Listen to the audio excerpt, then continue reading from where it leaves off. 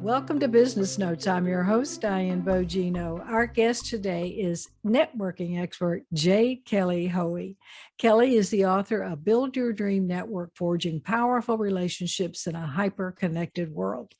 Kelly is a frequent speaker and recognized source for networking insights. She's been recognized for her networking know-how, both online and offline, by publications such as Fast Company, Business Insider, Forbes, and Inc. A recognition Kelly is particularly proud of, empowering 1 billion women by 2020, included her on their list of the 100 most influential global leaders empowering women worldwide. Not bad for a former corporate lawyer. Now, here's Kelly to tell us how to network more effectively. Kelly, thank you for being on the show today and welcome to Business Notes. It is just a delight to be here, Diane. Thank you for having me. Yes, it's great meeting you, and I'm excited to be digging into networking. But first, I want to be your mother for a moment and ask you what made you decide to leave a perfectly secure job as an attorney and go into networking? Thank you for that. It was a very interesting point in time when I decided to leave a job that paid well, had benefits, healthcare, all that kind of good stuff. And I was really hesitant because the role I was taking, the one you're thinking of, where I flipped out and really started my entrepreneurial career, the role I was taking was to be global head of a business network for women. It was a role that was going to pay me equity, no salary, no benefits, zippo, nada. And I was talking to a colleague in my law firm job, and she looked at me and said, "What's the worst that can happen?" And you and I can both go probably, and a lot of people could probably say, well, the worst thing that could happen, Kelly, is you're homeless living under a bridge. I mean, it's funny where our squirrely brains can go. And I paused. I didn't know how to answer this. And she looked at me and she's like, "Yeah, come back here and get your old job back." And it was a wake-up call, because if you have made yourself visible within your industry and people know your talents, know what you're an expert in, know what you are capable of doing, if you have built relationships, you just haven't been a bull in a china shop doing your own thing, creating your own success and to hell with everybody else around you, then that's your plan B. That's your safety net in your career or your business. And once I had that kind of knock on the head, I was like, okay, I can take a risk for 3 months, 6 months, 12 months. I've set myself up for that to weather that kind of a risk. Well, let's give this a go. Mm-hmm. And you moved to New York from where? From Toronto, Ontario. Okay, so you moved to New York and you knew 5 people. Is this what made you start networking? Well, I knew more people than that because I still had my network in Canada, my professional network in Toronto, and my friend network that was scattered around the globe, and over time has become more scattered around the globe. But New York itself, I could count on one hand the people I knew, because I hadn't started my new job and I hadn't made the relationships with my colleagues yet. I'd been hired.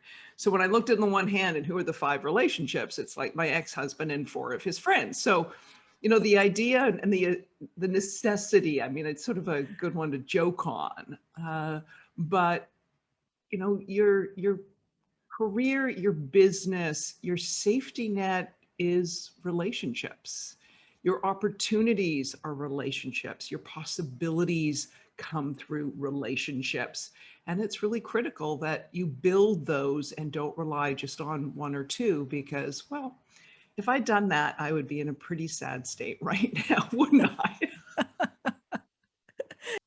So let's start talking about networking then, because I'm sure that's what led to all of this. So you have a different view. So besides the obvious networking events, like cocktail parties, conferences, and organized events, overall, what are some of the networking opportunities that we're not recognizing as such, but you do? This is a soapbox I've been on for a while, and well before my book came out. So this is not pandemic, networking Kelly talking. This is, as I said, the soapbox I've been on for some time. And Diane, before I dive into exactly what I think it is, the core of the idea, if I look back at my career, the idea that we need to build relationships with the tools at hand, and in micro networking, building up the trust, consistency kind of ways that we preach about when we talk about networking. That really started when I was an attorney and came out of law school in 1991. And I recognized a tension in the profession that I was in. I was expected to bill a lot of hours because that's what lawyers do, and that's how we get professionally recognized in terms of compensation, but your career will not advance unless you build relationships.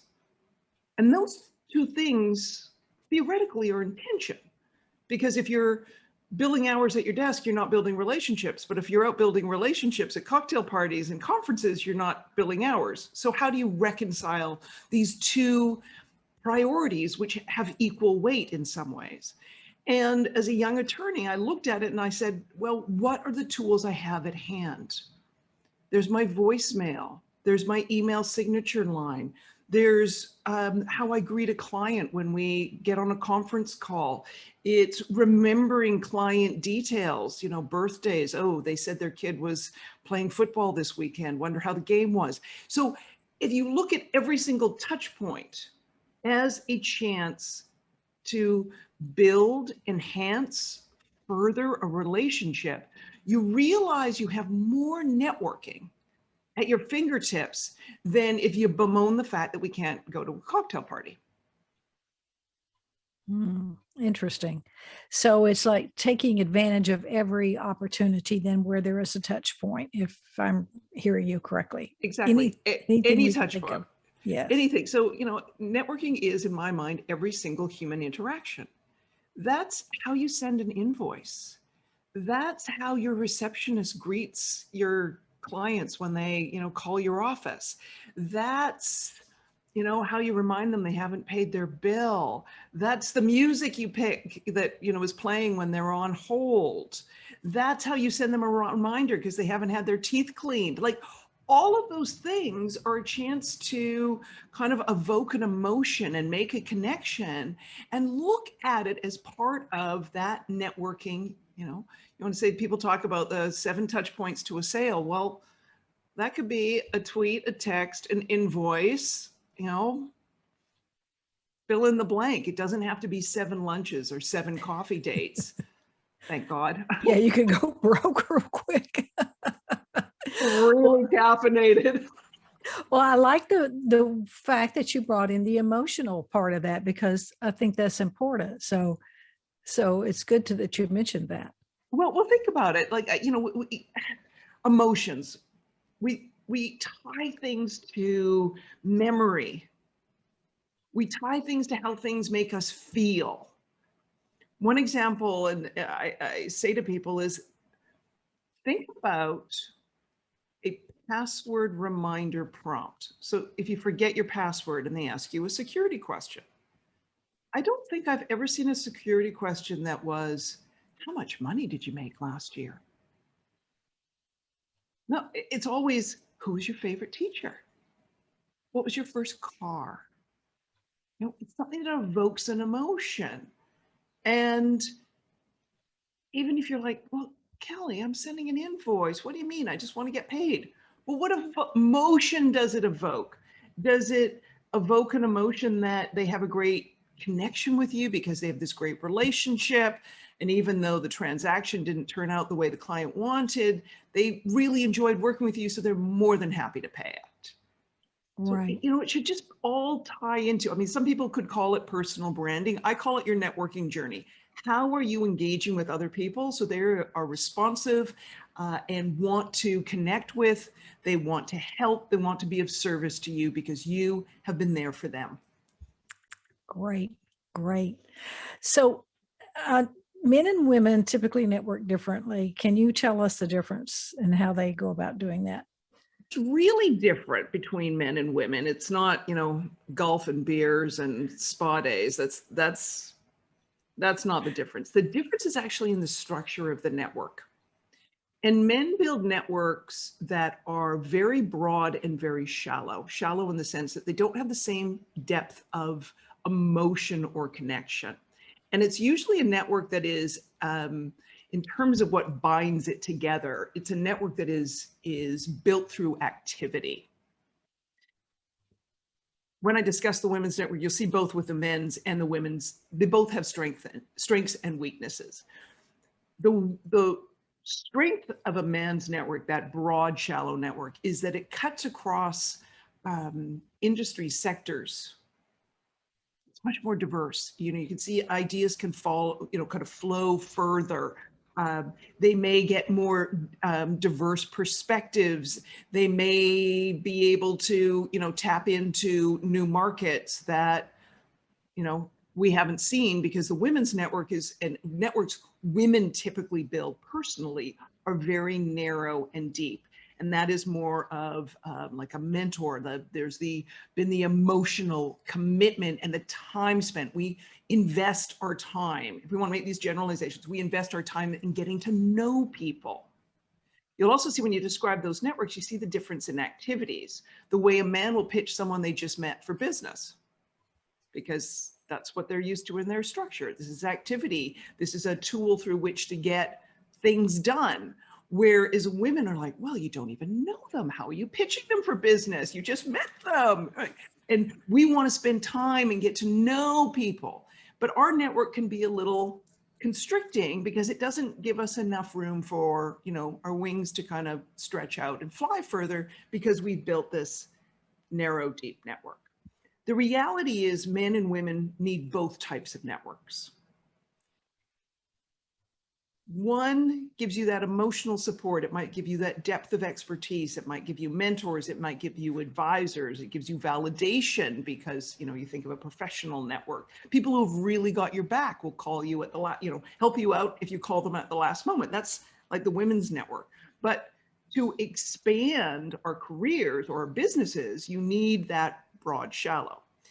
Interestingly, during COVID, as much as women have really borne the brunt of the things in the pandemic, and we don't need to delve into all of that, women's networks have been strengthened because we had these emotional bonds with people before lockdown. The network that has shrunk for all of us, and who has been more affected, has been men, because when you don't have those deep emotional bonds and you're not seeing people because you're at home, that network has shrunk. And so men have actually suffered more network shrinkage over the past 12 to 15 months than women. Wow, interesting. Now, you argue that introverts are actually better networkers than extroverts. I want to hear this. Well, if you go back to my definition of networking, in this day and age, Diane, with so many demands on our time and so many distractions and so many, you know, competing priorities, I think people who are more, I would say, conscientious, considerate, focused, and intentional in how they connect with other people are better network builders. I think we confuse with networking the gift of the gab and the life of the party with being a good network builder. That may be the essential person you need in your network, a fabulous extrovert who can strike up a conversation with anyone, because heck, the next time you do have that dinner party and you have to invite, you know, the uncle or the aunt who never talks to anyone, you might want that extrovert to sit right next to somebody. I mean, I don't know about you. Have you ever attended a wedding and you thought, why did I get assigned to this table? And then you realize, oh, right, I'm the one who has to make all the conversation. Yes. Don't confuse that, someone who is social, with being a good networker. So, what is one thing that people could do tonight to make them better networkers?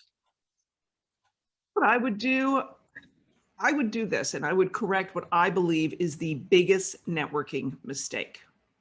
And the biggest networking mistake is the failure to follow up or follow through. So if I was to do one thing today, I would go over my, take your calendar, take your emails, however you're getting your texts from your clients and your business, go over those for the past, well, go back to January. Okay, let's not go back a month or two. Let's go back to January and figure out who you haven't followed up or followed through with. And that's just not simply, oh, right, I, forgot to do this. There might be someone who gave you advice. Did you let them know what happened? Did you apply the advice? Did someone make an intro for you? And did you let the person who originally made the introduction, did you let them know what happened with the introduction? Did someone give you a key lead for a job? Did you ever tell them that you got the job?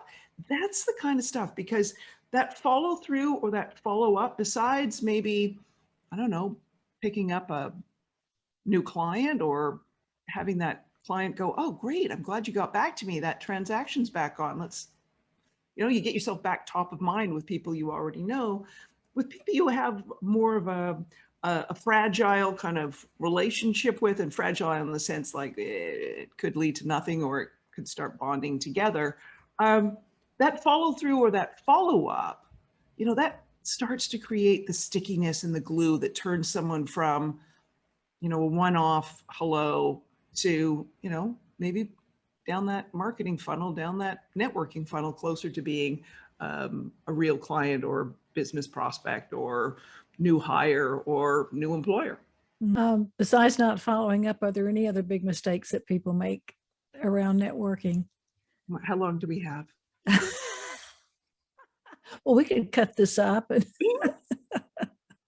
In episode 456 with Kelly, we have, I think it's people pick it up. They think of networking as this drudgery and this task they have to do because they need something. And then they really don't approach it in the right way. They kind of swoop in, get what they need, or they approach it in the sense of really awkward outreach, rather than saying, you know what, how can I show up every day for my network in subtle ways that if I then turn around and say, hey, I'm looking for a new job and I see you made a career switch recently. Could I talk to you about it? They actually want to talk to you about it.